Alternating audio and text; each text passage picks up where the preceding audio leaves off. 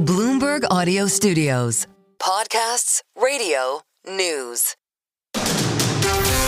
You're listening to the Bloomberg Intelligence Podcast. Catch us live weekdays at 10 a.m. Eastern on Apple CarPlay and Android Auto with the Bloomberg Business app. Listen on demand wherever you get your podcasts or watch us live on YouTube. Again, one of the really interesting stories out today on the Bloomberg terminal is about the Boston Celtics, a consortium including STG Partners co-founder Bill Chisholm, who was actually originally an investment banker, Payne Weber, my old shop, reached a deal to buy the Boston Celtics for $6.1 billion.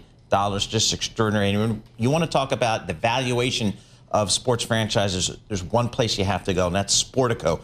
These folks do some outstanding work there. Eben Novy-Williams and his partner Scott Soshnick. Scott Soshnick joins us here. He is editor-in-chief of Sportico. Hey, Scott, I'm a Knicks fan, but I recognize value. And boy, this Boston Celtics, they're getting a rich valuation, aren't they? Yeah, they certainly are. It's the most ever paid for a professional sports franchise, topping Josh Harris's $6 billion purchase of the Commanders. And we all know the difference between the NFL and everybody else. So for this to happen in the NBA is quite extraordinary. And it's actually going to be a two-tranche deal. So this first tranche, we understand, is at a $6.1 billion valuation 3 years from now. The second tranche, I think the rest of the 49% of the franchise that wasn't sold now, is going to be at a $7 billion valuation. So perhaps accounting for inflation, but at a blended 6.6, you can bet that Adam Silver and the NBA's other owners are very happy with this transaction. All right, so dumb this one down for me, right? I would assume I can do that. No, please do. All right, you got football and you got soccer, which they call football in Europe, but I didn't know that basketball was this valuable versus those other two sports. Yeah, I mean, look at the media deal. First of all, they just re-upped with Turner and ESPN, a almost 3x deal from the last time. So the media rights are incredibly valuable.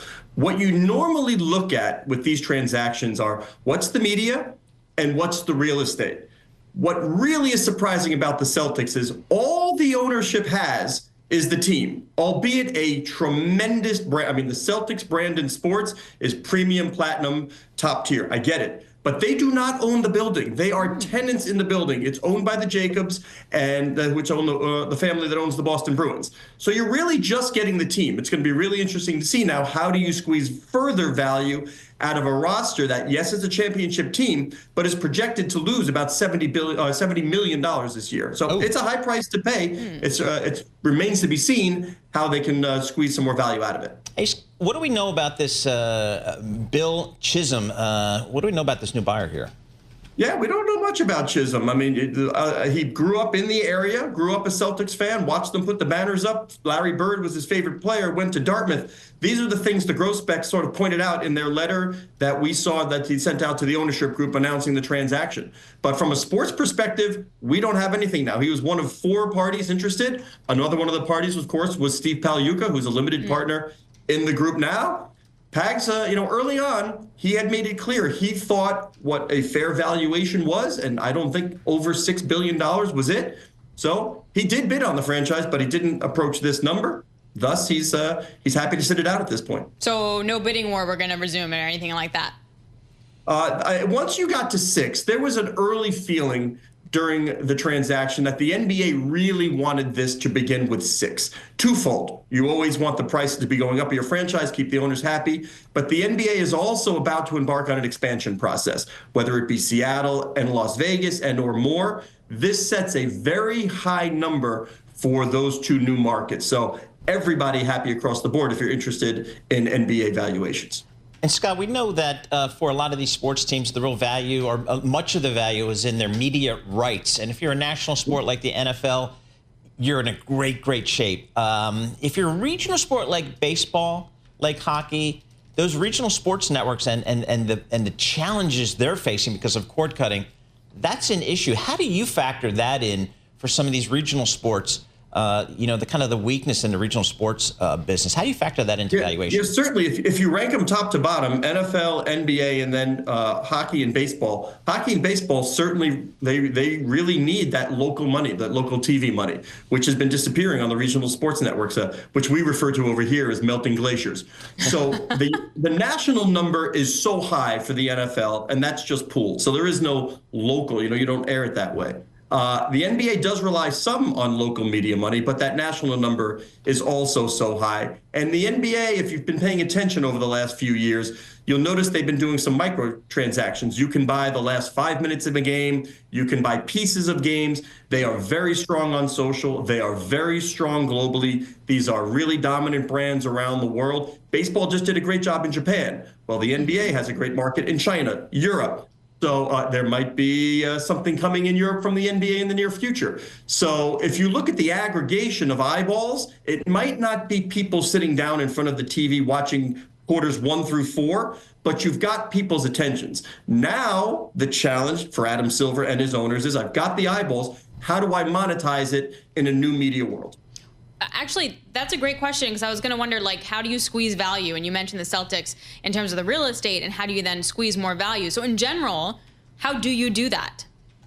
Excellent question. I mean, I can't answer that question until I know what the new ownership group is going to do. I would say that a global audience would be the place I would start for the NBA. You have new markets in the U.S. We mentioned Vegas, we mentioned Seattle. That will bring a high price point. Then you talk about maybe a European league, and then your eyeballs outside the United States. Basketball, unlike football, and you see the NFL is trying awfully hard to broaden its fan base outside of the U.S. borders.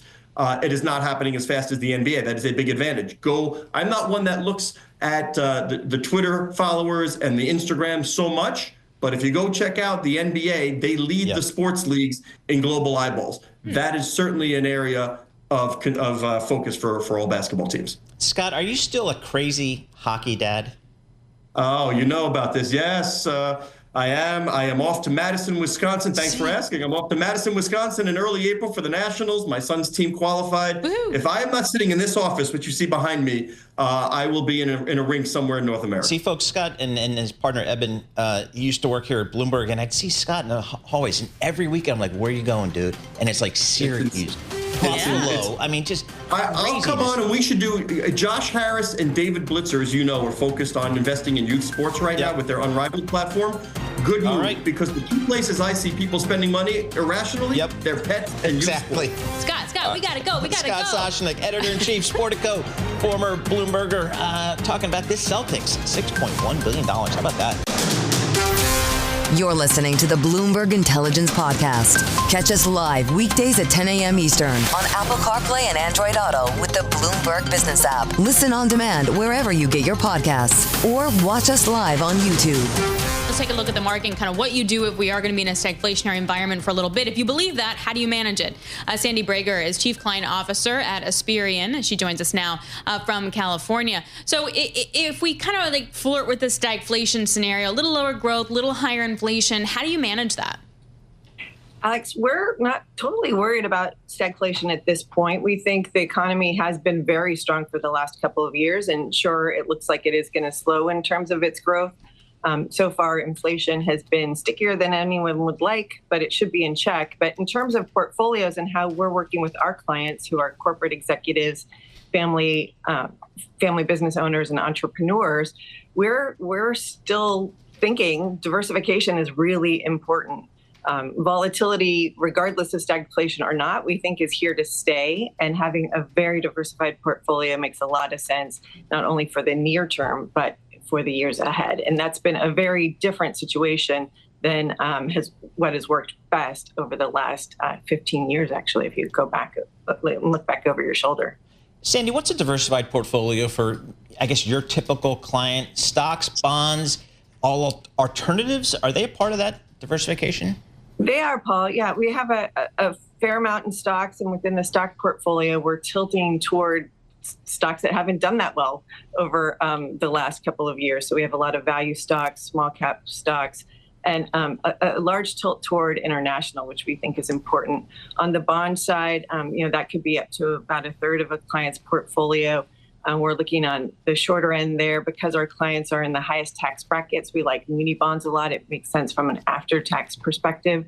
And then we have anywhere from about 10 to 18% of client portfolios, mostly in alternative investments. And these are liquid alternatives. And they might even include things like gold that have been doing really, really well this year. What about European equities and sort of expanding on that? Does that rotation have legs? We think so. It does look like Europe is about to spend a lot of money on defense. And just like the United States, there are a lot of shocks that are kind of rippling through the global economy. But we do like Europe. Valuations are generally lower. Looks like some interesting things could be happening in Germany. Otherwise, France and Switzerland are looking good from our perspective. And they've been doing really well this year as the U.S. stocks have been correcting down. How about on the fixed income side, Sandy? What are you advising your clients here? We're looking at the 2-year Treasury, 3.95%. That's certainly a lot better than what we've had over the last 15 years. Is that okay, or do you take some credit risk? We're not taking a lot of credit risk right now, Paul. We think that staying on the shorter term side of the curve makes a lot of sense. There's not a lot of extra return available on the longer term side of the curve at this point. But we do pay attention to the fixed income, and we are a little wary with clients, reminding them that there is risk in fixed income just like there is in stock. So as we've experienced the volatility so far this quarter, some clients have been asking if they should be rotating more to bonds, and we don't think that's the case. We think having a fair amount of bonds in the portfolio with some interest rate exposure makes a lot of sense, but not going too far out on that curve.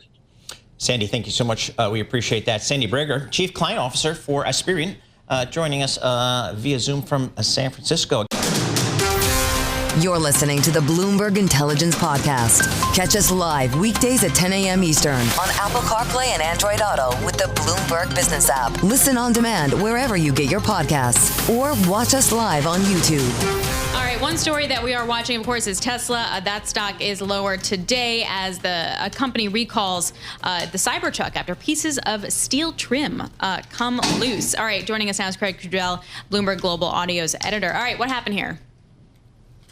Yeah, so this is actually the second time that Tesla's had to do a recall for pieces of trim coming loose. And so it's maybe a little bit of a source of embarrassment, because it's one thing to have an issue pop up that I think for all automakers, even the best ones, they occasionally will have recalls that are a tad embarrassing. In this case, to have it happen twice, granted it is a different part of the vehicle, but this truck, of course, was so sort of famous for Elon Musk's decision to clad it all in stainless steel, and apparently they're having trouble with the adhesives to keep that steel stuck to the vehicle.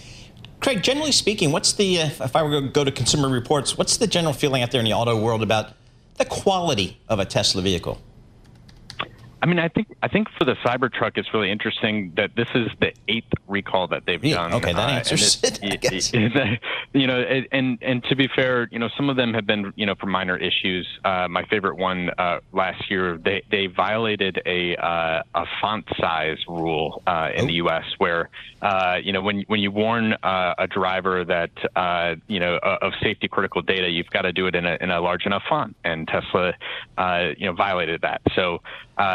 That of course is not a particularly, I guess it's not unserious, but it's, a relatively minor thing. Some of these fixes that they've made, they've been able to handle them via over-the-air software updates. But an issue like this trim defect, they will have to, have customers come into the stores or into the service centers, have a look at the vehicles, and in some cases have to do some repairs that will cost the company some money. And, I think generally the reputation, I think early on for Tesla, there was a lot of, noise within the auto industry about, this company makes vehicles with, big panel gaps. A lot of people didn't really necessarily care about that. And I do think, to Tesla's credit, they've gotten better on quality, but recalls like this don't really help that reputation. So Tesla stock down at almost 2%, but it's not like it's been smooth sailing. It's been a really terrible few months for Tesla. What provides a bottom for this stock? I think the Cybertruck has been something of a letdown for them, right? It's the one new vehicle that they've had really since the Model Y came out back in 2020. And so I think there were some hopes that this would be a big hit. And I think it's not really sort of delivered. I think the thing to look forward to if you're an investor is the redesigned Model Y that earlier this year, the company sort of released a look at the Model Y. It interestingly has on the front end, it looks a little bit more like a Cybertruck in that it's got a light beam, running across it the way the Cybertruck does. There's some improvements on the interior, but I think there are some real questions about, is this enough in terms of, real significant updates and upgrades to keep up with a company like BYD, say in China. They made a lot of noise this week and turned a lot of heads with these claims about, being able to charge your EV in 5 minutes. And I think there's, a sort of creeping sense among investors that, if you want to see sort of innovation in EVs, you really look to China and look to companies like BYD or Xiaomi as opposed to Tesla. And that in and of itself, Craig, is a subject of discussion here. When you talk to the Western auto companies that you speak with, whether it's a Volkswagen or even a Ford or whatever, are they prepared to cede the EV market to China? I mean, I think the fact of the matter is, it's already been ceded. Wow. If you count, battery electric vehicles and plug-in hybrid electric vehicles together, it's roughly 2 in 3 electric vehicles that are sold in China. And, I think Tesla, to its credit, is a player to be reckoned with in that market. But, in terms of who's the leader, it's far and away BYD. I think Xiaomi, is really getting a lot of attention, not just among media types like me, but, Ford CEO Jim Farley has really sung that company's praises, and he's not alone. There are other executives in the industry who I know really are watching what they're up to closely. It's sort of the Apple car that Apple, didn't manage to pull off, didn't manage to make. And I think there's a lot of concern within the industry about, just how much of a lead Chinese manufacturers and in Xiaomi's case, a tech company, just how much of a lead they built. When we take a look quickly at the valuations for all these automakers, particularly in the EV market, have we re-rated enough for the decline in demand and for the tariff risks? It's a good question. I think, a lot of the manufacturers have really been beaten down by the tariff uncertainty, and that's been a global story. I think Tesla is still, after this, pretty significant decline since mid-December, is still an anomaly in the industry where they are valued at many multiples of anybody else, and so I think there's still hope among some investors and a belief that there's a reason to treat this stock differently, that Musk will eventually deliver on his claims about self-driving vehicles, and he's also, I think, emphasized the potential for Tesla to become a AI and robotics company, even more so than a car maker. But I think in terms of what this company does in the here and now and what it makes its money on, it's cars, and that business is really slowing down. All right, Craig, thanks so much for joining us. Craig Trudell, Global Autos Editor for Bloomberg News, joining us from London. This is the Bloomberg Intelligence Podcast, available on Apple, Spotify, and anywhere else you get your podcasts. Listen live each weekday, 10 a.m. to noon Eastern on Bloomberg.com, the iHeartRadio app, TuneIn, and the Bloomberg Business app. You can also watch us live every weekday on YouTube and always on the Bloomberg Terminal.